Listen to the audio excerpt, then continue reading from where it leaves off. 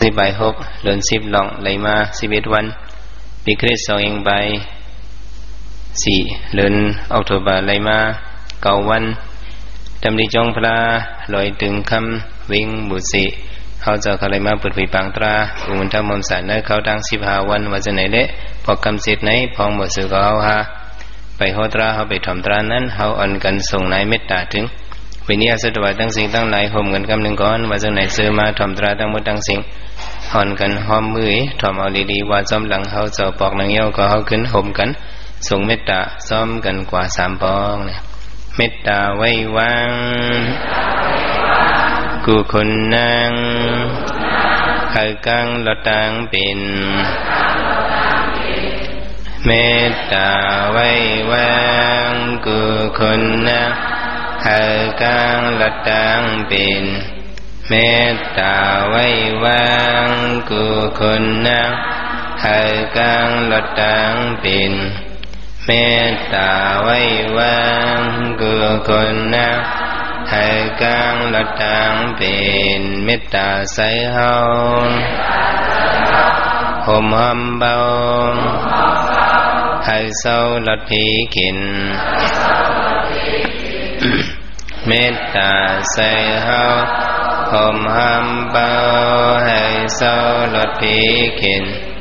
เมตตาใส่เฮาห่มหอมเบาให้เศร้าละทีกินเมตตาใส่เฮาห่มหอมเบาให้เศร้าละทีกินสัตวะดังซึ่งให้มนต์ซึ่งตอนเดินจึงกัดเย็นสัตวะดังซึ่งให้มนต์ซึ่งตอนเดินจึงกัดเย็นสัตวะดังซึ่งให้มนต์ซึ่งตอนเดินจึงกัดเย็นสัตวะดังซึ่งให้มนต์ซึ่งตอนเดินจึงกัดเย็นสัตวะดังซึ่งให้มนต์ซึ่งตอนเดินจึงกัดเย็นสัตวะดังซึ่งให้มนต์ซึ่งตอนเดินจึงกัดเย็นสัตวะดังซึ่งให้มนต์ซึ่งตอนเดินจึงกัดเย็นสัตวะดังซึ่งให้มนต์ซึ่งตอนเดินจึงกัดเย็นวิยาวิสาดังซึ่งให้มนต์ซึ่งตอนเดินจึงกัดเย็นวิยาวิสาดังซึ่งให้มนต์ซึ่งตอนเดินจึงกัดเย็นวิยาวิสาดังซึ่งให้มนต์ซึ่งตอนเดินจึงกัดเย็นวิยาวิสาดังซึ่งให้มนต์ซึ่งตอนเดินจึงกัดเย็นเป็นทรงยืนมาเมตตาตรังเฮาหาหับกัดเย็นเป็นทรงยืนมาเมตตาตรังเฮาหาหับกัดเย็นเป็นทรงยืนมาเมตตาตรังเฮาหาหับกัดเย็นเป็นทรงยืนมาเมตตาตรังเฮาหาหับกัดเย็นไว้สีส่งในหาเมตตาเย้าซื้อมาถมตราตั้งมือตั้งสิ่งโยกีสังขารเจ้าเขาห่มเลยโยกีก้นใจอีกเลยก้นใจซื้อมาถมตราเขาพิสวะเคยนั่งไข่กดเสด็จถมตรากว่าในก็นั่งไข่กดได้ถมตรากว่าได้ยุโยกีเจ้าเขาห่มเลยโยกียิ่งอีกเลยนั่งยิ่งซื้อมาถมตราเขาได้ก็อ่อนกันนั่งคุบเขาถมเอาตรากว่าเพราะว่าก้นมาในเผยพุลสิมวะพื้นใสไหวลมสิถมเอาตราอันเขาเจ้าตีติสนากว่าในเลยยุปุณณคำในเจ้าดิบมาสืบโหตรามังกราตราพัดเพียวมาเนมังกราไม้30 ใบจิตเนี่ยในการมังกราไม้30 ใบจิตในวิรซัมเนี่ยพระบิณฑบาต วิอันว่านั่นปองว่าอัมมีระซัมนั่นปองว่ามุนไขตัณหากิเลสโลภะโทสะโมหะนั้นวิรสังอิตัมมังกะมุตตมัมสังจือว่าอัมมีมุนไขตัณหากิเลสโลภะโทสะโมหะปวในซึ่งอันนี้เข้าเป็นมังกรตรายเนี่ยพระเป็นจะห่อไว้ซึ่งไหนเนี่ยก็ว่าซึ่งไหนซื้อสุกเฮาฮาหนังคือสมมติได้เป็นไรมังกรไม้30 80นั่นเนี่ยเฮาสำเร็จไรเฮ็ดถือเนี่ยเฮาหลงเลยคัดใจเฮ็ดอย่าไปให้ไรมีราคะโทสะโมหะอย่าไปให้ไรมีหยังก็สังว่ามีราคะโทสะโมหะบ่ในซึ่งอันนี้เข้าเป็นมังกรตราเดียวเนี่ยสังว่าพระเป็นจะห่อมาปันเนี่ย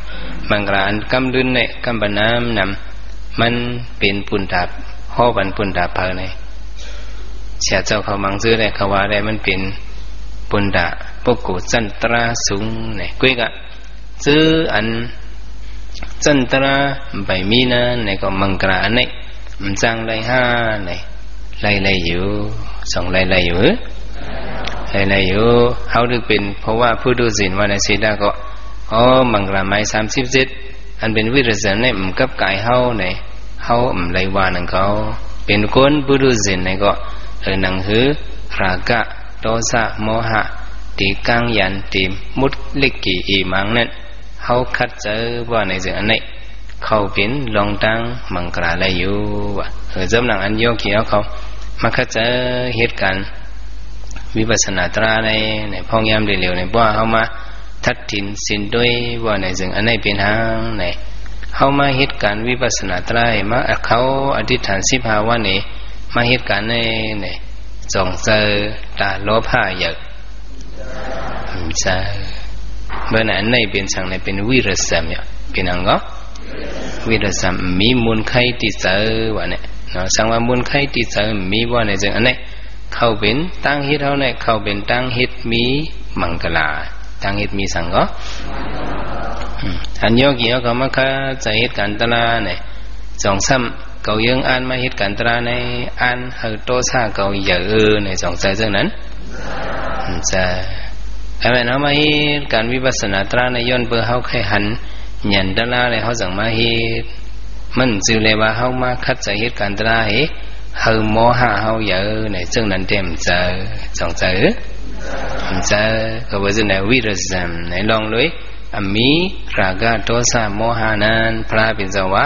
เขาเป็นมังกรไม้30 ในซื้อสู่ก็ว่าเขาจำแต่เหตุหรือให้มันเลยเป็นในเขาหลุดคัดเจอเหตุการณ์เฮจื้อนั่นเล็กกี่อีมังให้มันยันตัวยันเจอเขานั้นก็ว่าจะในบ่ว่าเขามาเหตุการวิปัสสนาตราเนี่ยนั่นก็มังกร30 8 เปลือกในพ้องมือโยกเกี่ยวกับมาเข้ากันตรานั่นเนี่ยมันเข้าปาหมดอ่ะมันเป็นรองมุนแรงมุนเยอะมือสูงมังกรตราอันว่าไหนเนาะย้อนบทนั้นจากโลภะโทสะโมหะนั้นเนี่ยผู้กะหักมันไปขาดเนี่ยมันได้มีอยู่สองได้มีพอกะหันอันห่างดีๆอันเข้มๆเนี่ยก็เจอใครไรโลภะราคะเนี่ยผู้กะมันมีสองมีมีกะญาอันเมียนเจอเนี่ยก็จะลำโตซาเนี่ยผู้กะได้มีอยู่สองได้มีมังเมียวมังเลิมไปหูเลยกูเมียวเนี่ยเจอโมหะเนี่ยก็ผู้กะได้มีอยู่ก็กะมีวันในเสดาก็เขาจำแต่ละเหตุเนี่ยแต่ละเอาสติเกี่ยมซ้อมแต่ละเอาสังเกี่ยมซ้อมสติเกี่ยมซ้อมเพราะเขามีสติเกี่ยมซ้อมเนี่ย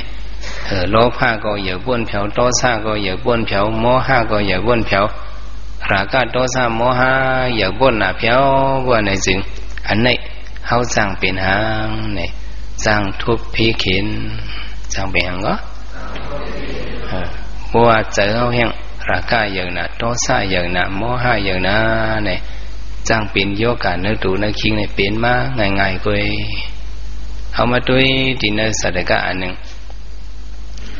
คนเอาคำเมืองหนึ่งเนี่ยมันมีลูกชาย2 ชายลูกชายหลวงลูกชายอ่อนเผื่อว่าพอเจ้าหอคำหลวงเสียงกำนอนพี่กว่าย่อเนี่ย การเป็นพ้องเมืองเขาคนซึกเขาตั้งหมดตั้งเสียงเนี่ยเอาก็เป็นปีไอหลงนั่นเฮินนางหอเฮินจำป่วยสวยเมืองว่าจะไหนปีไอหลวงมันว่ากำขลายปันน้องอันเขาอยู่ให้ละ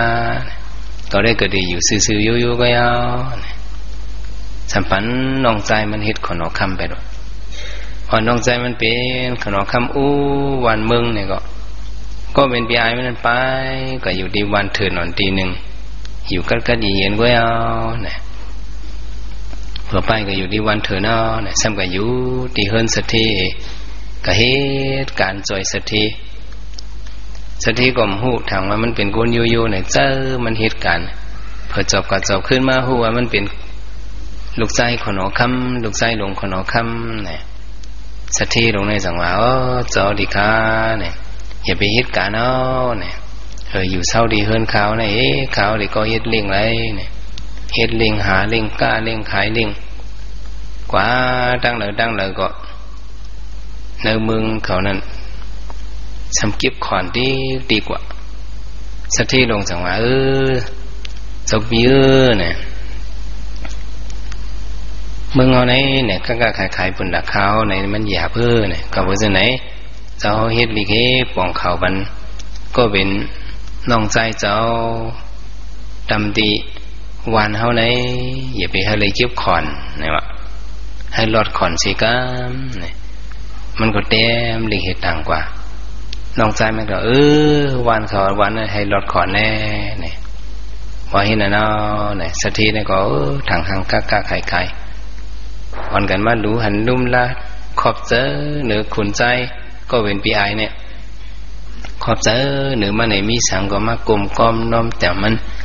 นับยำนับถือมันเอาเนี่ยเห็นนั้นวันหิมหอมเท่านั้นก็สมาจูมันมากลมก้อมน้อมจูมันเนี่ยดึกดาวันในสมัยวันในมันเฮ็ดปันลีคายโยเนี่ยมาต้องปั่นมันเนี่ยคุบก้อมน้อมต่ำมันเนี่ยยุ่มยำมันเนี่ยนับยำมันเนี่ยใจมันย้อนปั่นมันก็ย้อนปั่นทำไมเห็นนั้นย้อนปั่นวันนี้น้ำมันได้ดีไงผักก็มาปั่นมันโคผักโคตอนเนี่ยนะเอาโคผักโคตอนมาปั่นมันมากันตอมันนับยำมันไวสามันไว้มันเหมือนเจ้าหนังขุนไปเลยก้อนหนึ่งก็มันก็เจอมันกี่มากำเอาที่จิมขุนป่วยขุนว่านั่นจือไล่งั้นไอ้จ้องมาเป็นก้นดวงมันเข้มไว้ลงในวันนี้สองวันนั้นน่ะพวกอะไรคืนนึกตังค์ใครล่วงออกนะก็ไม่นะแก้ไว้ลงในจิมมือเขาติดจะพอติดจะสิ่งนั้นพอจะเอาคำติดจะนอนพีนั่นเปิ้นอับมันก็ลงเมืองในก็เอาลงบ่ก็ใครขึ้นเอาในหลวเอาก็ไม่เนี่ยหอมเฮียงซึกมันเนี่ยก็ไม่กวนขาวานกวนเมืองอันอยู่ไข่มันก็เป็นใจมันเนี่ยหากองหาหลับหาเครื่องหลักตั้งยี่เบขี่ซึกขึ้นมาเนี่ยย้อนปือหังเนี่ยย้อนปือเจอโลภะย้อนปือใจหังเจอโลภะเนี่ยพวกมันเยอะมากเนี่ยเนาะเนี่ยพี่น้องกันก็หูจักกันยอพี่น้องกันก็จงหูจักกันเนาะหูจักกันเนาะมัดกันเป็นบีมัดกันเป็นน้องมัดกันเป็นเขนอ่ะในมันมีมังกรากันมันจือวิรสัมมังกรานั่นขี้ซึกเห็นที่มาตึกน้องมันมาปืนเข่าที่อับเมืองที่ขำตึกซึกเนี่ยมาตุกตั้งน้องมันเนี่ยมาตุกย้อนน้องมันมาด้วยเป็นขุนเมืองแล้วเนี่ยเผื่อด้วยสำเป็นปีไอหลวงมันวะปีไอหลวงเนี่ยเฮ็ดปีไอสำเคยมาตึกซึกละเขาก็หล่นนั่งมันสวยเมืองดูหลุกินเมืองนั่นน่ะเนี่ยเนี่ยสังวาหาตึกกันเนี่ยปืนเขาที่ห่างห้าวันนี้เพราะพี่น้องแหน่งกันตึกกันในปืนห่างห้าวะพี่น้องแหน่งกันตึกกันในปืนเป็นสังก็ปืนห่างห้าเขาหน่อมใครเบนน่ะก็แม่เลี้ยวก็เป็นเจ้าเปียวใครกินวันนางเมืองเนี่ยก็ข้าวได้ย้อมบ้านเนี่ยน้องใจเอาเมืองไอ้ ปั่นมันโมเดเฮ็ดกวนอาญาไปอยู่เศร้ากว่ากัดเย็น ปีไอ้เนี่ยอยู่ในวันในเมืองเนี่ยทางตึงจะเพียงพอใจอุบเมืองเขาเนี่ยไปพอกวางมาหลวกควักเมืองเปิ้นเนี่ยก็หมายเนาะพวกควักเมืองเปิ้นเนี่ยโคเงินโคคำก็ได้เลยน้ำขอนก็ได้เลยน้ำเนี่ยก็หมายหนึ่งเลยหนึ่งปอยเอาสั่งว่าเจอโลภะอันว่าเนี่ยหนึ่งคันไรหนึ่งทุกข่ายเอาสองแจมใจหนึ่งคันไรหนึ่งมันไม่จะก็ได้เลยหรือตึกเอาเนาะเมืองนั้นปล่อยคนจบมันเลยก็จบด้วยจังเขาได้ปีเลยเขาได้เลยหรือเนี่ยไม่เจอมันก็เบื่อหังก็เบื่อคันไรเมืองเปิ้นเนี่ยก็ไหมตึกเอาเมืองหิมหอมมันนั่น2 3 4 5เมืองก็ไล่มาอาแก่เดียวนะอีนี่เขาก็อย่าบนก็กูเขาสำคือมาเมียนมาสัมมาให้ไหนก็ไหมใครก็ตึกเมืองหนึ่งเอาเมืองหนึ่งดีๆให้นั้นเนี่ยอยู่ในคุณอินเนี่ยปลังมันไหมย้อนเปื่อหังเนี่ยด้วยมาเมืองกุนย้อนเปื่อคุณโลภะเยอะก็ได้กันสอนกี่มันก่อนกว่ากับปันปิญญามันก่อนไว้นั่นคุณอินเนี่ยพานเฮ็ดกูเนี่ยลงมาคาจามาอยู่ก็กินจำคนอคำลงไงเจ้าเนี่ยขาวเนี่ยเป็นคนกัดแขนก้อนเนี่ยเนิ่มบ่หึงบ่นั้นเนี่ยขาวที่ซิมเอาวันเมือง3 เมืองที่มาอาบปันเจ้าหน้าเนี่ยเจ้าเปิ้ลไว้เลยว่าในปันมันว่าเมื่อวันที่หายเนี่ยเอาว่าขาวเป็นคนกัดลูกเนี่ยก็ไม่หายกว่าคนอคำเนี่ยเปิ้ลมองไปด้วยที่หลายเมือง3 เมืองเจอมันนั่นกินข้าวอยู่กว่าเมือง3 เมืองนอนอยู่กว่าเมือง3 เมืองกว่าอยู่ไปอยู่ก็ตีไรเอาเนี่ยมองเลยมองเลยหวยลงไปแล้วก็ไม่นะใครไรซ้ำเป็นเมืองแล้วก็ซ้ำหูก็ไม่เมือง3 เมืองเนี่ยไอ้นั่นเดี๋ยวมาปันเนี่ยหายกว่าเป็นหลายปีก็ปอมาเจอคนเอาคำนั้นมุ้งมองใครเมืองเนี่ยดีๆแกเอาจ้ายกกระตั้งเปลี่ยนไปแล้วก็ไม่ขี่ออกเลือดหักออกเลยเปลี่ยนตัวนั้นดีกว่ายกกลางเนี่ยก็เบื่อหังเนี่ยเจอมันไม่อยู่เสียเนี่ยเจอมันเป็นยังก็เจอมันไม่ลงข้างในเมืองเนี่ยอันนี้มาฮุกเจอมันเนี่ยก็นั้นมาเรียนเก่าๆสังสิเนี่ยเจอไม่เจอลำเจอไม่แต่ว่าบัวข้างในเนี่ยเป็นตั้งใหม่จังจำใจปียเดสายตอสกอนะว่ามีลองตั้งใครว่าในจึงว่าใครว่าในจึงอันนี้เป็นลองตั้งไม่เจอเนี่ยคนเอาคำในไหมเจอไม่ข้อมาเนี่ยวันเลยทางที่มาก็มาวันเลยทางที่ไรเมืองก็จ่องมันไหลนั่นเนาะอยู่เหนือภายเจอมันก็จับติดว่าที่ไรเมือง3 เมืองเนี่ยยกกะมีเมียนตู่มันมาจังมีเสียกองเพียวมาที่เมืองมาเนี่ยทางมาทำข่าวเงาเป็นเนี่ยคนเอาคำเมืองเอานั่นมีกวนกองมาว่าดีมันใครเมืองเนี่ยมาหยอกเจอมันกว่าเจอมันเปิงไงกลุ่มน้าวอยู่รีอยู่กุ้ยเนี่ยหมอยานั่นก็จังคืนมาที่หอยมาทำโดยมันเป็นเนี่ยใครมีน้ำยิ้วในเนี่ยหมอยาก่อนไปหังโยกะเจ้าในคาเดียเป็นแค่หนูโยกะหังเจ้านั่นเป็นโยกะหังไหมเป็นโยกะใครโยกะหังก็โยกะใครเนี่ยมาตื้อปัญญามันเนี่ยยาบันเสริมมันเนี่ยว่าเห็นนั่นเนี่ยสังหอตลาบันมันเจ้าเนี่ยบ่เจ้าไรเมือง3 เมืองเนี่ยเจ้าได้ขึ้นเอาแทงหลายเมืองก็มันอิ่มตึกไรเนาะอิงเบื้องเลยเจอใครนั่นนี่เดี๋ยวเอาเบิ่นตายทั้งแนวทั้งน้ำส่งได้เป็นเดี๋ยวเอาเบิ่นทุกข้าทั้งแนวทั้งน้ำเห็นเหมือนดังวะเขาหอมอากุศลก็ยาวเนี่ยสังหอตลาบันมันเนี่ยยาบันมันเนี่ยย่อกลางสั่งได้แค้นกว่าเนี่ยก็ไปเจอไหนจังหวะเพราะว่ามีโลภะนั่นก่อนพระเป็นสวัสดิ์สังไทยห้องว่าเป็นมังกรลียเนี่ยบ่เฮามีโลภะนี่ก็เฮาบ่ได้ทุกข์ค่าสวรรค์จุมก็ว่ารู้มันจะมาฮอดลาผิดแล้วโลภะนำทุกข์ค่านำในจังว่าฮ้อนกันว่าจำกันดินว่าจอมหลังเสาโลภะนำ ทุกขานัมโลภะเอทุกขาเออัมมิโลภะอัมมิทุกขาเยาวนอนจงจำใจโทสะนัมทุกขานัมอัมมิโทสะอัมมิทุกขาเยาวนอนโมหะนัมทุกขานัมโมหะเอทุกขาเออัมมิโมหะอัมมิทุกขาเยาวนอนสำแทงอันมันจะสอนตั้งหักน้ำทุกขาน้ำอัมมิตั้งหักเอทุกขาเอ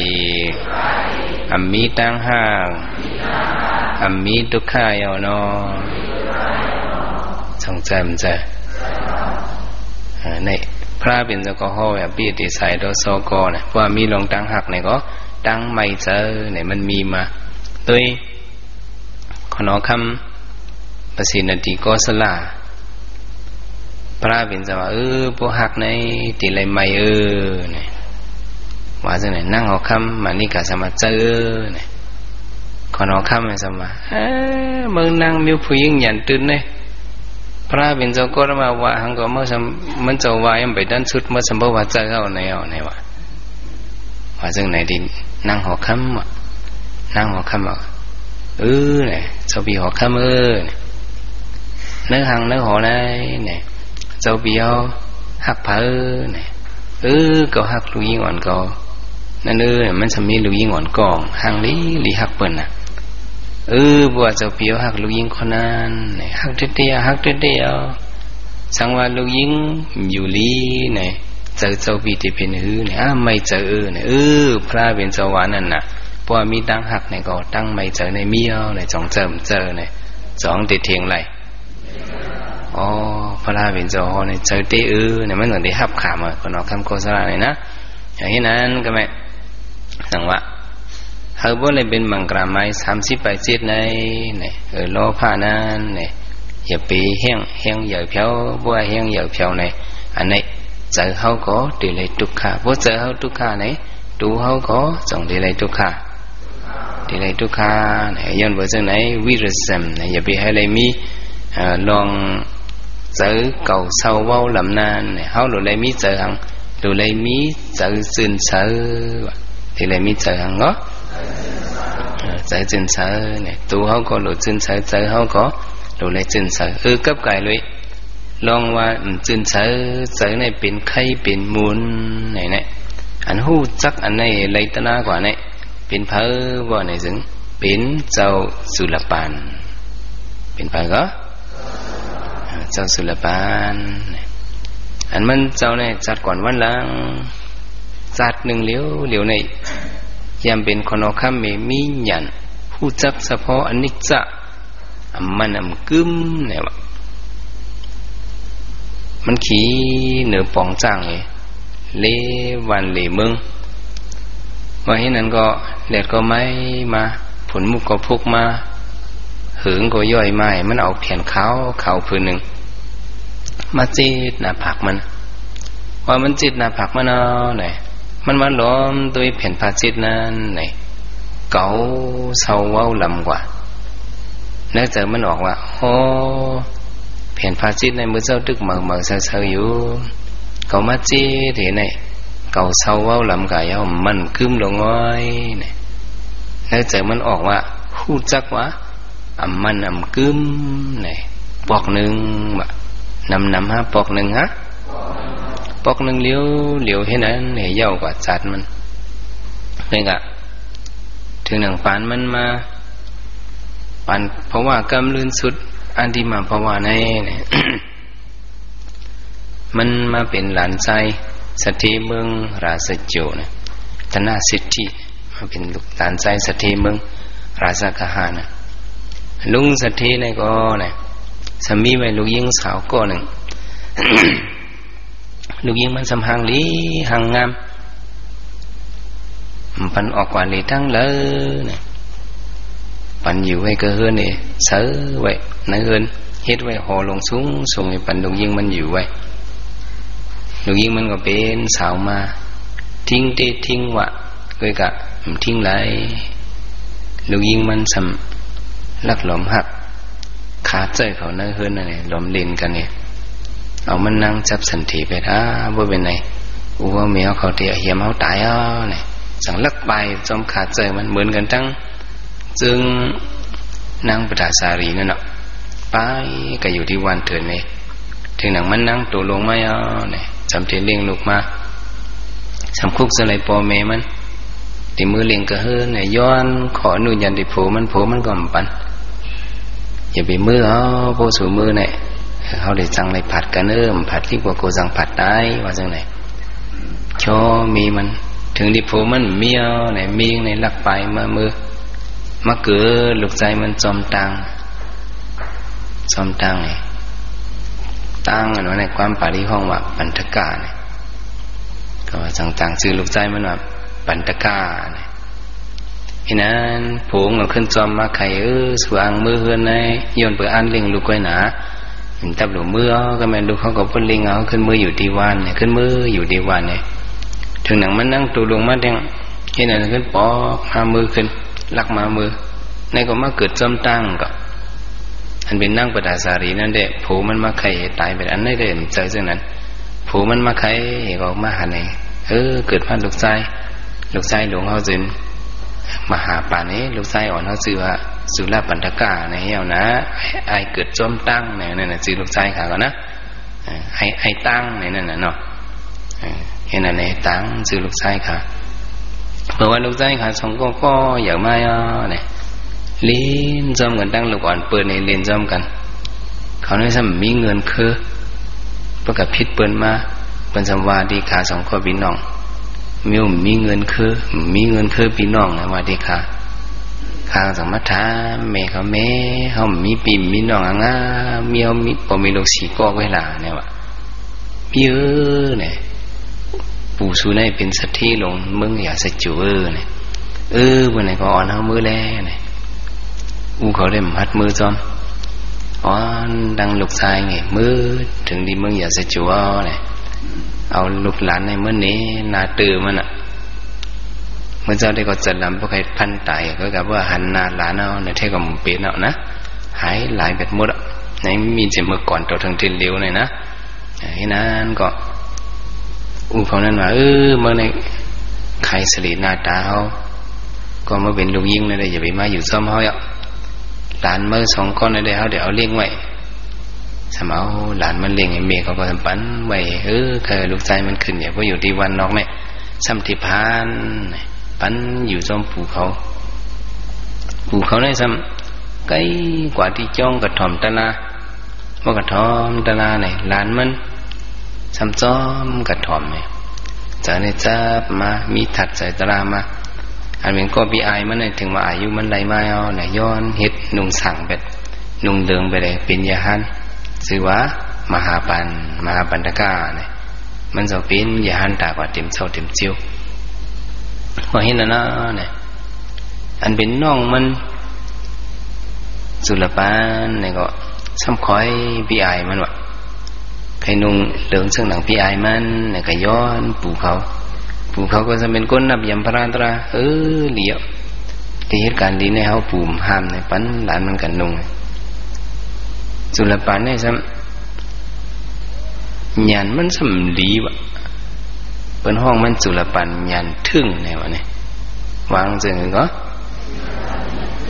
สุรปานยันทึ่งเนี่ยนี่ก็ก้นห้องยันทึ่งยันลีเนี่ยก็มันก็มีรองตังมันก็อันหลูมิดหลูผ้าเท่านั้นเนี่ย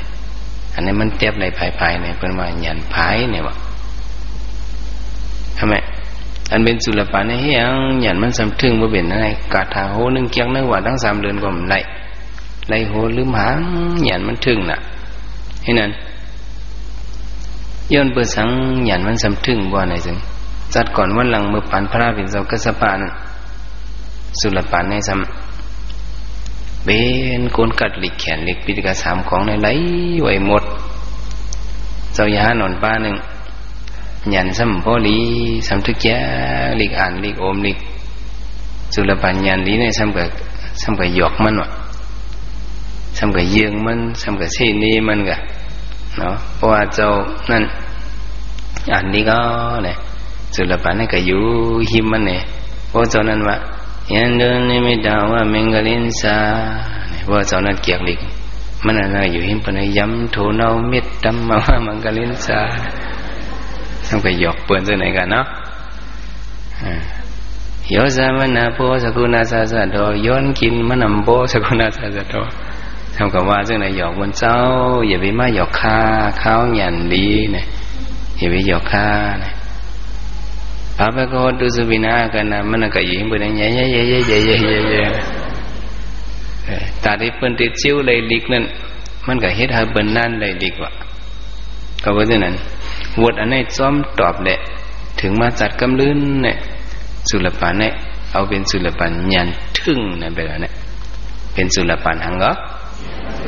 ยันทึ่งไปแล้วก็วันนั้นซื้อสุกเขาว่าเป็นเกียงลีเกียงไล่ให้ไปกับกึมเริ่มเปิ้นน่ะคำกูเขาเป็นสุลปันอย่างนั้นน่ะกูยันเขาทึ่งแบบไหนนะเขายังหลบปันแห้งเปิ้นน่ะเขาอย่าไปกับยาเกาเบอร์เนี่ยยันสังทึ่งใช่ไหมพี่ไอ้มันก็ไอ้น้องเนี่ยเมื่อมานุ่งเหลืองอยู่ในศาสนาเขาได้ลีไอเบื้องต่างเมื่อละนักว่า3 เดือนอ่านดีก่อนคาถาโหนึงก็มาไรอยู่ในศาสนาเนี่ยเป็ดหลายแกมาซีเกมื่อทักไงละเนี่ยดื่มมันเป็ดมันสมใครซีกใครทักมันใครซีกใครทักครับพี่ย้อนอยู่ในศาสนาในกัดเย็นเยอะเนี่ยไม่ได้ทักดื่มมันทักมันสมบูรณ์ให้ว่ะมันเลยทักให้สมใครทักมันใครทักให้พอปีไอ้เจอทักให้สมบูรณ์ให้ออกมาดีวางจองพระเป็นจอกจังมามุงหันมันศิลปะในถึงวันที่ผดมันเอาเหมือนไหนพระเป็นจอกมาหันมันศิลปะมันสอยอย่างที่กว่าเลยเนี่ยมันก็เขาในหยันทึ่งเนี่ยหยันนึกทึ่งเนี่ยอันกาถาอันโหนึงก็มไรค่ะแล้วว่า3 เดือนในปีไอเขาใจขาดทักนี่แหละเขาติดทางว่าจังไหนพระเป็นสวัสดิ์สุรปานปีไอเมื่อใจทักว่าในศีลาก็เกาพระเป็นสวัสดิ์บรรทาเพราะอย่างนี้มันเจ้าจู้มดีใครจู้ใครข้าก็มันใครทักเกาข้าเห็นนั่นเนี่ยเนี่ยพระเป็นเจ้าตุ้ยกว่าสัตว์ก่อนวันหลังมันยำไรมีไว้ซื้อพันซึ่งเนี่ยมือมันเป็นคนเอาคำขี่เนื้อปองจังนั่นมันเอาแผ่นจีดอ่อนจีหรือจีดไข่มาเนี่ยเนื้อหยันมันหันมาแผ่นจีดอันนี้มันกึ้มลงในเป็นไข่นุกกูกึกอิงกันกว่ายาวพระเป็นเจ้าหันถึงว่ามันมีหยันอันนี้อันหนึ่งเนี่ยพระเป็นเจ้าสั่งว่าเอาอธิษฐานในปันมันแผ่นข้าวอันปอดหนึ่งปันมันแผ่นข้าวปอดจุลปันเอาในกระตุ้ยกรรมฐานเมื่อไร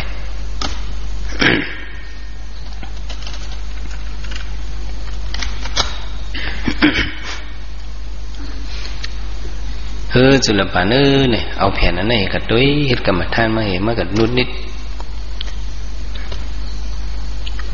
มาเอาแผ่นในกับตุ้ยกรรมฐานมากันดูนิดเดียวสุดเดียวในซบมาได้เลยใส่ว่าระซอรนะ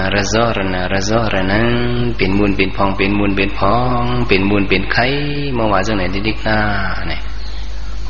เนี่ยมันก็ท้อมเอากำพร้าเป็นเจ้าไว้กับอยู่ไว้ตีงกับปอดนูนิดทุทิศแผ่นเผือกมันนั่นดีกว่าทุทิศแล้วเป็นมูลเป็นพองเป็นมูลเป็นพองระซอรนะเป็นมูลเป็นไข่เป็นมูลเป็นไข่ว่าเรื่องไหนดีก็ไม่วันนั้นเสียสีวกาในสัมปังยาหันทั้งสิ่งเมื่อเอาซ้อมเฮินมันก่อนจัดการในสัมเป็นเผิงในสัมเป็นปีไอมันมหาปานเนี่ยยาหันมีข้างในก็เนี่ยมันเสือผ้าเสียนไม้หนองมันสุรบานนี่คือด้วยดีจองหางคุยมันก็มหุกันนั่งตีหนึ่งหางคอมันเนี่ยโน้ตแผ่นซิดนั่นดีๆระซอรนะพระบินเจ้าระยะหันจังเสียงเปิดนอนกันกว่ากินซ้อมเป็นหมดกึดมันเสาปลาเหลียวอยู่ไว้ดีจ้องไงนูนี่ถูทิศแผ่นซิดมันหนูดีๆกำลังพระบินเจ้าเจอมัน ถึงนั้นว่าตุ้ยว่าตุ้ยขึ้นเปลี่ยนมันมือพระเป็นเจ้าปันเด้mở sợ vậyเป็นนึกไว้ก็mở sợ vậyเผื่อมาญามือมันเอากูใครกูมือมันกูอึกลีเนี่ยแล้วก็ยีบกว่านี่เพียนนี่จ่องเก่ามามันเก่าให้มุนว่าใครว่าจะได้จับไว้นี่ยังจับไว้ก็มุนว่าใครจะได้จับไว้มันมาล้อมตัวโอ้เพียนนั่นนี่มือพระเป็นเจ้าปันเก่านั่นเด็กขาวเสือลงเอ้ยมือพระเป็นเจ้าปันมันนั้นจ่องขาวจืนเสือเผื่อว่าเก่ามันนู่นนี่เห็นย่ามือเก่าย่อเนี่ยแผ่นนั้นในเก่าเศร้ากว่าเอาลงได้อ๋อแผ่นในย้อนเบอร์สังซ้ำเก่าเศร้าเว้ามองกว่าเป็นมูลเป็นไข่กว่าเนี่ยย้อนเบอร์มือเก่าเนี่ยย้อนเบอร์สังก็มันหันหาลองตั้งมันอ่ะอาโจเหตุผลมันหาย้อนเบอร์สังแผ่นในซ้ำเก่ากว่ากือกว่าเนี่ยย้อนเบอร์มือเก่ามือเก่าในด้วยซ้ำเป็นหางอ๋อเป็นมูลเป็นไข่มือมันนั่นเป็นสังไว้เป็นมูลเป็นไข่ไว้ลงในมันถึงวนถึงจังไหนพระเป็นเจ้าอยู่ที่เฮิรนสีบุกายโดยหันมาอ๋อสุรปันมันมีหยันหันเป็นรูมาเอาพระเป็นเจ้าไว้เงาเลียงไงมาหอบันมันรากรโสนาสปันนะเรนุโกสตีวะสุรปันเนี่ยนี่อันเมื่อวานมูลไข่อันจับที่เพียนนั่นเนี่ยเปิ้นที่ห้องว่ามูลไข่เนี่ยมันเจอราโกเนี่ยอันเป็นราก้านั่นก็เนี่ยเนาะมูลราก้ารากระโซเนี่ยมูลราก้ามูลสังเนาะราก้าในเลยเขาว่าเป็นเนื้อโลภะก็มูลราก้านั้นเขาพระเป็นเจ้าห้องว่าเป็นไข่เนี่ยอันในมีกะเลยเนี่ยมีเนื้อเสือเฮาเนี่ยมีเนื้ออะไรก็ฤาษีนั้นว่าโตโซระโซมุนโตสามุนทางแดงก็โมโหระโซมุนโมหะมุนทางแดงก็มุนรากาเหโตสาเหโมหะเนี่ยมีกะเลยเนี่ยมีเนื้อเสือเฮามีกะเลยก็มีเนื้อเสือเฮาหลุดเลยปากเป็ดมุนซะหน่อยสุดละปานเนี่ยแต่ว่าเจอมันปากเป็ดมุนอันมีอยู่นะเจอมันเนาะเจอโลภะเจอโทสะเจอโมหะเนี่ยพระเป็นเจ้าฮ้อตาบันมันจะนั่นก็มันก็นั่งเห็นด้วยโอ้ตูเขาเนี่ยมันคือเจอเขาได้เป็นมันมีไว้โลภะโทสะโมหะราคะโทสะโมหะเนี่ยเขาหลุดเลยปากแพ้เนี่ยมันป้องใจไว้ดังนั่งให้ดังถ่อมตะละพระเป็นเจ้าเองก็มันเป็นยานตากว่ากำเดียวlấy tà la thu vậy mình có buồn tuy tà la thu này thường thì họ đi bay mình có tụi mình này nắng tà la mình lấy cái chín xóm của mình mày sợ yếu xóm phủ chăm giả mình lòng xưa giả tà la mình yếu xóm thế này cắt diện thường đi quá xì vào cá mắc cá xóm này pra bên sau vậy xì vào cá nàyตีจ้องกึดยาหันแทงป้าหนึ่งตีจ้องนั่นกึดไว้ไผ่ก็กึดไว้ยาหันป้าหนึ่งอันเป็นเสาสุรปันนั่นกับปางไม้แลเนี่ยสุรปันก็มันก็ไล่ตลาดทุกก็มันก็ไล่ตันโคมันก็เต็มทวนหมดอะก็ไหมหมดวันหลังมันก็ปีไปแล้วนี่อันมันเลยกับว่าที่เป็นอันเป็นว่าลิงไงมันกับเกือเบิ่นซะนั่นนะอันเป็นว่ายันทุนนิมิตทำมันก็ว่ายันทุนเอามิตรทำฉะนั้นปีเป็นมั่วแล้วก็ไม่ก็เบื่อหังในตนาในเอาปีอีสังเอาปีแบบอากุศลมันฉะนั้นในตนาในเอาเฮ็ดอาโหสิกรรมแบบเอาหมอแบบหมดให้วดมันในปีกว่าหยันมันก็แจ้งมาปีนกระซำของก็หู้เป็นหมดว่าก็ไม่แต่ว่าเขาเฮ็ดการวิปัสสนาตราการวิปัสสนาตราเนาะเนี่ยอันนี้มันเป็นการสั่งไหนการกีวุดกีตามการสั่งเหรอมันเกเป็นโมบนพอเอาความเจ้าปีดังคาราเขาว่าได้การเหยียดยาหลงวะเนี่ย การสังก็เหตุที่หลงเนี่ยการกุศลอย่างนี้ได้มีสังได้มีเพื่อได้มาก็ซื้อมิ้วนั่นหมอกอาศักสินำอาศักสิพยาอาศักสิอะไรมันคือเท่านังการตลาดเลยสองโยกเขียวเขายุ่มมีปอกหนึ่งเจ้ากะลีจอมพลายมีตีลือคือเจ้าก็ขาโกนมาที่กันนั่งก็เลยเนี่ยกันนั่งต่างที่ซ้ำสั่งถูกเจ้ากันนั่งแล้วเสียงกูนั่นห่อปิดต่างนั่นเนี่ยกันนั่งก็มันว่าที่ตุ้ยปิดต่างห้าเนี่ยเจ้าก็เฮ่อเนี่ยเจ้าก็สั่งตุ้ยก็ไปวันเกิดวันใดมันก็ไม่มันห่อวันเจ้าเนี่ยอันหลีร้อนมันหลุดใจเฮ็ดเดียเฉยมันหลุดไรเงินน่ะเนาะ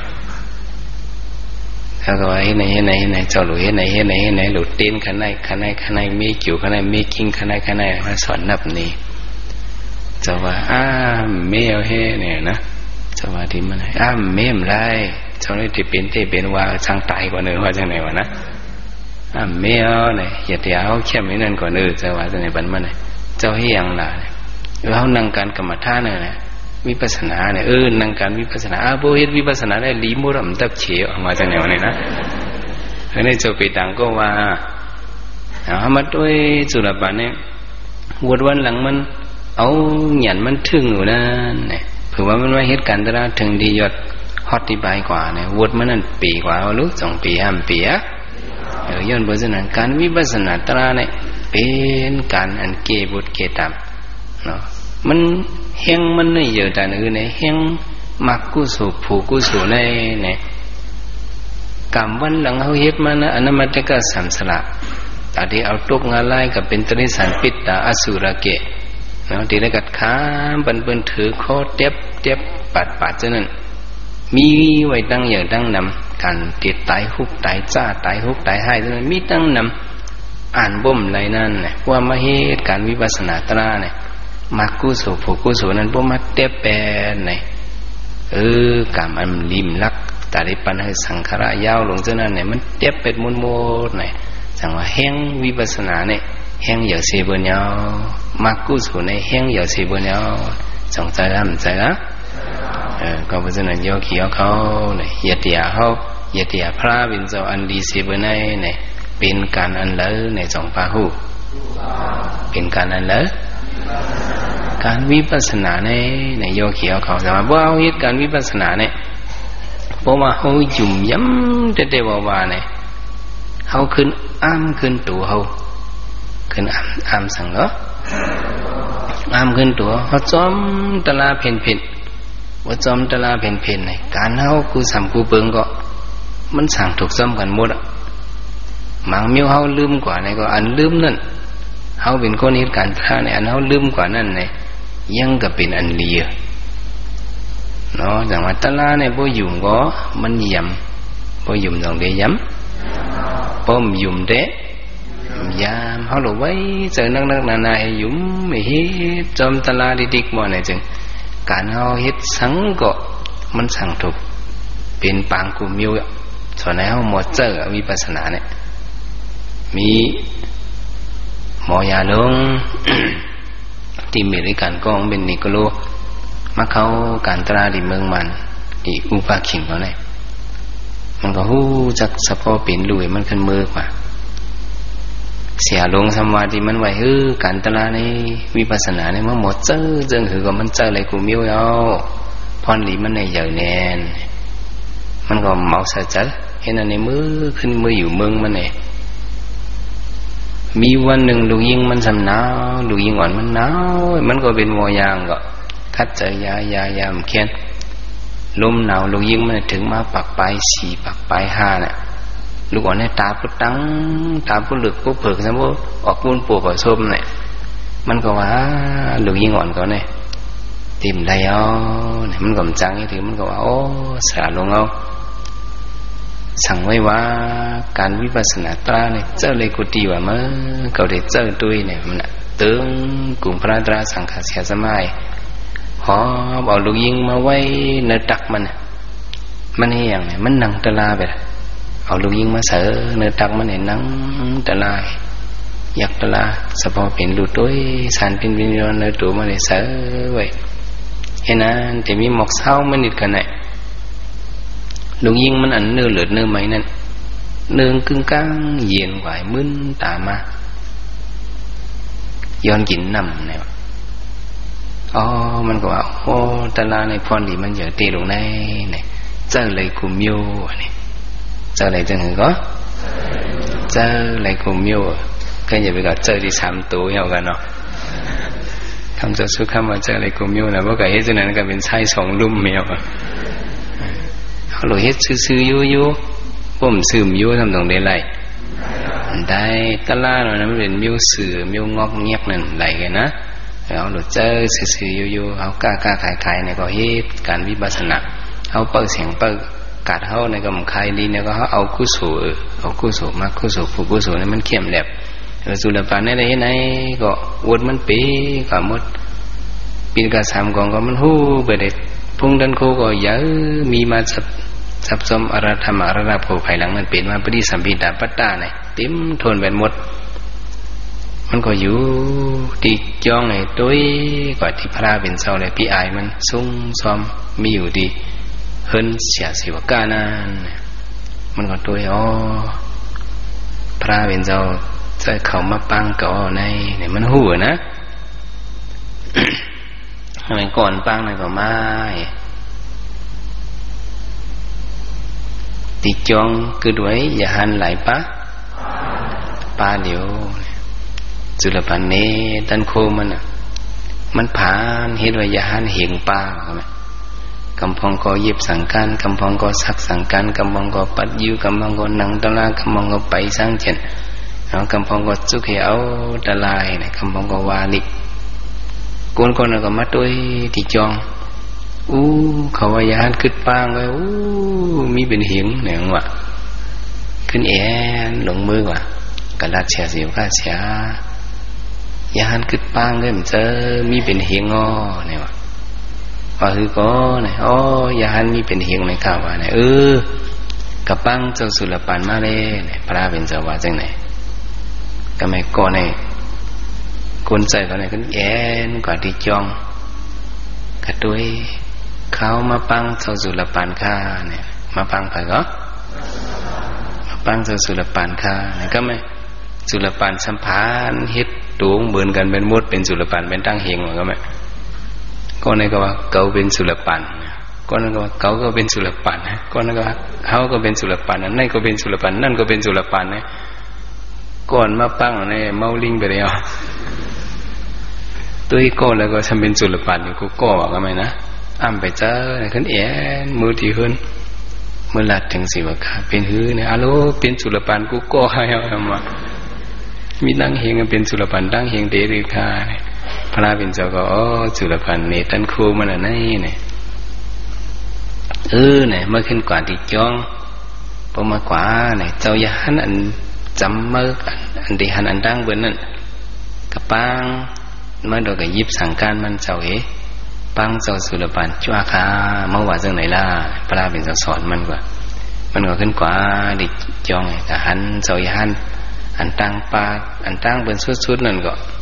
มันก็ยิบสังการปังเจ้าสุรปานจ้าคาเนี่ยอันเก่าปากเก่าสิไปเก่าก้อนนั่นเก่าป้านั่นหายเป็นหมดเลยกึศสุรปานป้าเดียวไปว่าเนี่ยสุรปานเราต้องมากินซ้อมเนี่ยสีพวกข้าก็รู้ซ้อม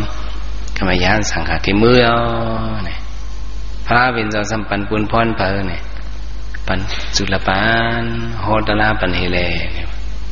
กูบอกได้มันเป็นสุรปานยันทึ่งเป็นสุรปานเองเหรอยันทึ่งยาหันเสื่อมไปหู้ร้องนั้นมันเตี๋ยหรือโคนั่นไปเฉลยงื้องามไม่เจอดังมีม่านเลยเนาะในมักพิษเพชรขิงเพชรมันว่าจะเหมือนความใจเนี่ยนะไม่เจอแต่ว่าแต่ที่โฮตลาหนูนั่นก็นั่นทำง่ายๆรู้ส่งง่ายๆมันง่ายๆเมื่อเจ้าดึกเลย2 วัน 3 วันนั่นเมื่อเจ้าบักคำเสาเนี่ยมาช่อเจ้ามาวันเจ้าโฮตลาบันยินละเขาเคยถอดมาเจ้าปองเมียวสั่งจังอ่ะโฮตลาถังคือมันง่ายๆอ่ะ ทำอะไรดีไหมนะเจ้าตัวฝึกข้อเขาก็ฝึกถ่อมขึ้นเนี่ยนะไม่ชอบเจ้าหลายไล่เขาจมพร้อมมันพอถึงวันศีลมามันมาเกี่ยวก็เป็นเมเจ้าเลย40 ปีไปมันกว่าเกี่ยวกูวันเลยกลางเลย4 นาฬิกา4 โมงมันวนลูกเห็บภาษาบ้าซองไงกับเพียวดีเกี่ยวกับเฮ็ดเวียวิชาตัวถึงวันเหมือนเนี่ยอายุบุเลย70 ไปพวกกันเนาะก็เฮ็ดเวียวิชากูวันตัวถึงวันเหมือนเนี่ยก็เจ้าฝึกเขาละตาลาเขาใครถ่อมกันนะเจ้าเขาจึงก่อดีเขา15 นาทีก่อดี20 นาทีก่อดีว่าจะเนี่ยแม่มันเขาอย่าว่าตาลาเลยเย็นเจอเขาอีกนะสินเนาะข้าไม่ออกเทกันรัดผู้สินได้สินเขานะมันเคยเขาก็การอะไรเขานะเจ้าเคยเขาว่าแม่พระเจ้าทำเกิดต่างที่ต่างเมืองเป็นสันติว่าเจ้าเป็นลูกขิงเสียกรรมฐานพระเจ้าสมโมโหตระในสองที่แก่เนี่ยวะแก่แก่ก็โหละอะไรนะฝึกโหแล้วเนาะฝึกโหสินติสะโหในเสียงพักส้มเนี่ยจื่อมันก็ในเสียงข้าวซอยเนี่ยมีกล่องในเสียงพักส้มเนี่ยมีกล่องในเสียงพักส้มเนี่ยทำจุ้มแต่ว่าลุยจะอ่อนแล้วโหตระเนี่ยมันจุ้มทำไห้วะเนี่ยนะทำไมบันเขาไก่เพราะสิว่าเจ้าสมัลีนำคำนุ่งอย่าหันเหมยมาหลีนำคำกับเพียวเฮิรนยาเกี่ยวที่ปอกเด่นมาเนี่ยมันน่าจะเป็นอุลุงสำลาวทำปังกับซ้อมเจ้าหลวงเขาก็เพ้อก็มาสิป่ะมีเจ้าอ่อนเข้าไปมาเจ้าเขาก็เป็นเจ้าอ่อนเลยก็ไม่เผื่อว่าเห็นนะอุลุงจำได้ทำเอาปั้นหมอกให้มาปังเจ้าโหตระบะนะโหตระอนุโมทนาปันเฮาล่ะเฮาย้อนถ่อมตระใจตื่นเนี่ยเจ้าก็ว่าไรเว้ยในปั้นสีเนี่ยอุลุงหมองยุ่นเขาเนี่ยหายจำละไม่หมึกกินว่าข้ากับอุบุญกันเถอะเมื่อหลุดปังเจ้าโหตระเมื่อหลุดหมอกไว้หัวดังก็มาเป็นตระเมืองปั่นคะแนนตระเมืองปั่นสองหูปั่นตรงกำเลยตะกาวเขาตะกาปอกเหนียวเขาในเรื่องนั้นปั่นในเรื่องนั้นนะไอ้เมื่อเจ้าเป็นตระปั่นตรงนั้นเขาปัดเขียบเขางามโกนเขาลงเฮินกำเสือไหนของมา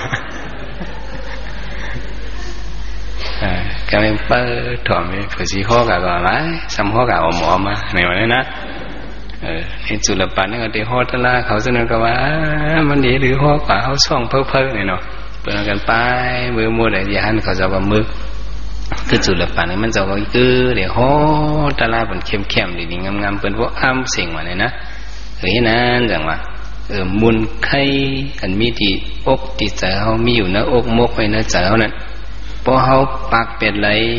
เนี่ยมันเข้มแหลบกูมิวเนี่ยจังเข้มแหลบป้าเจียมวดวันหลังเขามันปีกว่าอะไรมัวเสียงตาเขาได้ไล่ไพ่ปั่นอยู่เนอะเขาตั้งยาวสัมสระลงนั้นเนี่ยสั่งว่าเขาปากเป็ดเจอเก่าเสาว่าลำเขาอันเป็นรากาโตสะโมหานั้นเนี่ยไทยมันเล็กกี่มั้งก็เขามีไว้นั้นไหนหั่นเจอเจ้ามันเขามีนั่นเดี๋ยวหั่นเจอเจ้ามันเขามีนั่นบ่มหั่นเจอเจ้ามันเขามีนั่นใครเลยตื้อใครเลยน้ำดีกว่าไหนจึงไรทุกข้ากว่ามันเหมือนเรื่องคนเอาคำใครเลยเมืองน้ำนั่นไหนจงไรทุกข้าห้ามไรทุกข้าในเขาหลวหั่นเจอเปลี่ยนหลังเขามีนั่นว่าเขาใครเลยหรือก็ล้อผ่านน้ำว่าทุกข้าน้ำว่าล้อผ่านน้ำก็ทุกข้าที่ไรน้ำเขาอันเขามีไว้นั่นเนี่ยเขาหลวหั่นเจอเนี่ยว่าหั่นเจอซ้อมเนี่ยมันได้เข้มเด็บบุญดาเพราะว่าเขาที่มีมังกรไม้37อันว่าวิรสัมมีมูลไข่เจอนั้นเนี่ยเจ้าเขาเลยก็เลยเย็นว่าเขาเขาเลยน้ำเนี่ยเขาเลยสังสิมวะเจอเขาหูกะไม่เอาสองไม่เอาไล่มาเนี่ยก็ช้ำตึงไม่จอมหมดลูกสองไม่กาดีเลยไม่จอมดีๆก็สั่งว่าโลภะนั่นมีแต่ก็มีอยู่คุยกะอย่าไปแห้งล้นป่นตีเพียวตาดีให้โลภะมีนั่นเด็กที่เลยเอา mặc ta lá phụ ta lá tép ởมันสั่งทีไรบอกมักตราผู้ตราเตบเตะนั่นเดมันพูดขัดไปเด็ดๆเอื่นซื่อสุก็อันไปเตบเลยในเด็ดเอาซ้ำทีไรเอาสังตัดมันเอาสังเฮมันห้ามเอาสังเฮมันเอาสังห้ามมันเนี่ยตีเลยเอาสติทีไรเอาสังก็ทีไรเอาสติห้ามมันว่ามีสติในแล้วใครไล่ล้นๆเลยเขามีเจ้าหือเขาหนูหันใจเจ้านั้นเหมือนจึงนั่งหอคำมีปิญญาก้อหนึ่งหัวอมาตเขานั่นสำแขนภายซึกก็แขนภายการเมืองก็แขนก็กะวันหนึ่งมันสำกันย่าหันนั่งหอคำไหมมันสามารถหลอมหลักจึกนั่งหอคำไปหรอกก็เห็นนะเจอมันหนึ่งลีจะเอาไข่เนากินวันนอนรับไปเลยอ่ะเจอมันในกระจับกระจับนั่งหอคำลงกระจับก็หันนี่ก็คนเอาคำนี่ก็ซ้ำเป็นคนมีปิญญาซ้ำล้อมหัวฮะเฮียงอามาเขาก็ในฟองเมืองเขาก็ในลีดีงามโอ้ซ้ำนอนจีพาจีแผ่นเป็นไงเนี่ย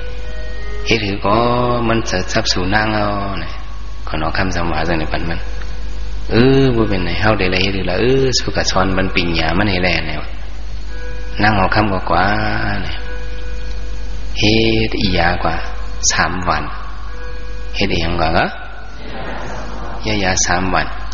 วันหนึ่งเนี่ยเสนอไม่เสนอวันนึงก็วันหนึ่งเสนอวันเงิน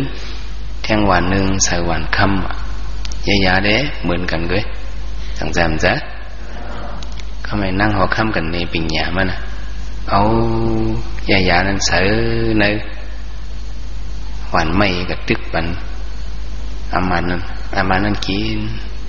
เป็นหือยาในขมวันนอกๆไปเนี่ยขมวันนอกๆไว้ขมวันตอกๆไว้ขึ้นเอาเสในวันเงินนี่กันลิงเป็นหือไว้ขมวันตอกๆไว้ขึ้นเสในวันค่ำไม่กินรู้ยาในเป็นหือเนี่ยขมวันตอกๆไว้มันขมวันตอกๆเหมือนกันเอาว่าจังไหนวะเนี่ยนะ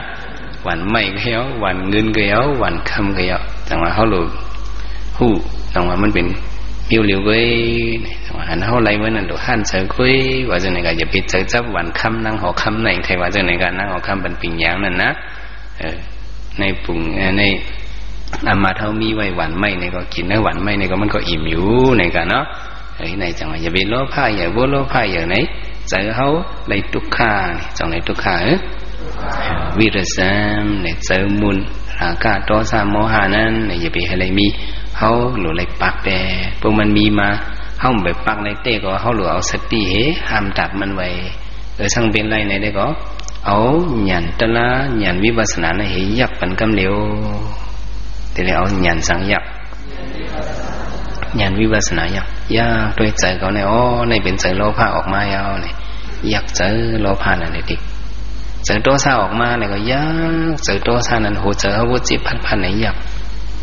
ลูกอ่อนซ้ายอ่อนก้อนหนึ่งมาถอมดาราจอดีเมืองในมันจะล้ำวันหนึ่งว่ะจะล้ำโหเจอเลยตรวจมาปึ๊กมันไข่เหี้ยมเหลียวเป็นมุ้งมดว่ะอันมันพิษไว้ซะน่ะจะล้ำมันทำยินถ่อมมันทราจอว่าก้นจะล้ำโทสะเนี่ยมันเหมือนก้นยิบขี่เด็กกับซึ่งเบิร์นมันเหมือนก้นยิบไพ่เด็กกับซึ่งเบิร์นเจ้าเก่าที่ไม่อันตั้งเจ้าเก่าที่มีอันตั้งเหมือนลีเสียเจ้าสู้คำว่ายักไปแล้วเนี่ยมันก็จะล้ำบ่เคยเด็กมันก็กันนั่งเบ็ดไผ่นาเข่งพลายยักด้วยเจอลำมันนั่นวะเจอลำก็เป็นไม้เอาเจอลำเป็นไม้โหเจอมันตอดตึกยักให้มันตุ้ยเจอมันตอดหูดิ้งนั่นวะจอดตึกเนี่ยตุ้ยก็อยู่กับมาเจอมันแตกไปทั้งยังสมุทรฐานหมักป้อมแตกหลังวะเพราะฉะนั้นก็เย็นกว่าเบ็ดซ่านกว่าทั้งตูทั้งคิงมันขึ้นมาต่างตลาคาในเป็นเนี่ยเจ้าก็ว่าแคมอยู่เนี่ยสังแคมวิริสันในโตซาเขาเป็นมาเขาหรือเอาสติตลายักปันเจอโลภะเป็นมากแล้วโตซาเป็นมากแล้วโมหะเป็นมากแล้วเขาหรือสติเห็บตัวมันอย่าไปกระเฮ็ดมันอย่าไปกระจ้อมเจอมันในสติทิ้งมันว่าไหนถึงโลภะโทสะมือนั้น มันกว่ายาวมันได้ยุดกว่ามันได้ห่างกว่ามันได้มังกว่าเล็กกว่าอีกว่าบ่ว่าจังไหนจังอันไหนที่เป็นสังที่เป็นวิรัสสัมที่เป็นมังกรตระนี่ก็เพราะฉะนั้นสุขว่ามื้อนี้เฮาเสามาฮอนี้มังกรตระหมาย30ปลายเจนี่อย่าไปให้เลยมีเสริมบุญไขตัณหากิเลสโลภะโทสะโมหะนี่มันมีมานี่ก็เอาสติวิปัสสนาตราปากเป็นมันล่างเป็นมันบ่นี่จึงซื้อสุขว่าที่ไรเป็นมังกรตระเดียวในอันกันผ่องใสให้ล่างเลยใส่เผยใส่มันให้เชี่ยวทบญาตราทูกันขันไว้สักคำเลยดานอ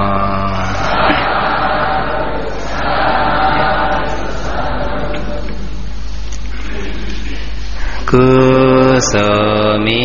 ดีงายมีใหญ่มีน้ำเฮาคาเสียตะกาไลกาปารมีมาไลเส้นกำพาตั้งสิ่งตั้งลงในสิมพีสิมสางสิมสัจสิมกุลวิเนียสัตวะในสัจจวลีอนันตสัจจวลีตั้งสิ่งแก่นดอมสมสาธุอนุโมทนาเลยคำกุศลจุพิงเบ่งกันสิ่งสีกรรมดิกาโนสาธุสาธุสาธุกุศลมีที่ไหนมีใหญ่มีน้ำเฮาคาเสียตะกาเลยคาปารมีมาลายเส้นกำพาตั้งสิ่งตั้งลงในสิมพีสิมสาสิมสัจสิมกุลวิเนียสัตวะในสัจจวลีอนันตสัจจวลีตั้งสิ่งแก่นดอมสมสาธุอนุโมทนาไล่คำกุศลจุพิงเบ่งกันสิ่งสีกรรมดิกาโนสา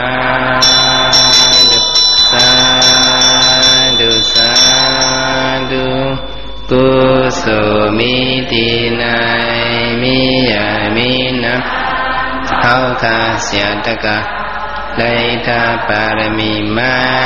ไลเส้นกำพาตั้งสิ่งดังลงในสิมพีสิมสางสิมสัจสิมกุลวิเนียสัตวาในสัจจวลีอนันตสัจจวลีตั้งสิ่งแก่นดอกสมสาธุอนุโมทนาเลยคำกุศลจุพิงเบ่งกันสิ่งสีกรรมดิกาโนสาธุสาธุทานาเมศีลาเมภาวนาเมเฮาเจ้าค่ะตั้งสิ่งตั้งลงอย่าโดหงโดหายผีหิมหม่ำไรก้นหิมหม่ำใดสัตวาหิมหม่ำใด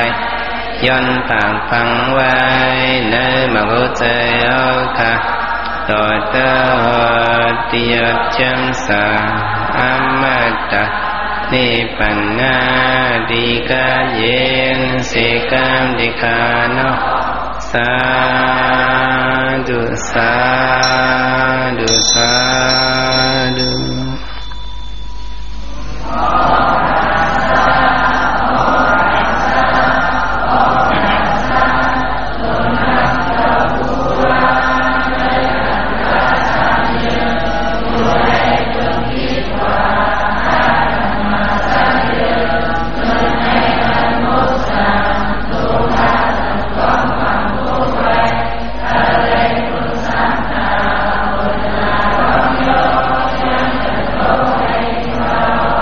สวินิโยวิสนุโสรกวินาสตุมาเดบุญตุนิยสุกิติกายุกบวะ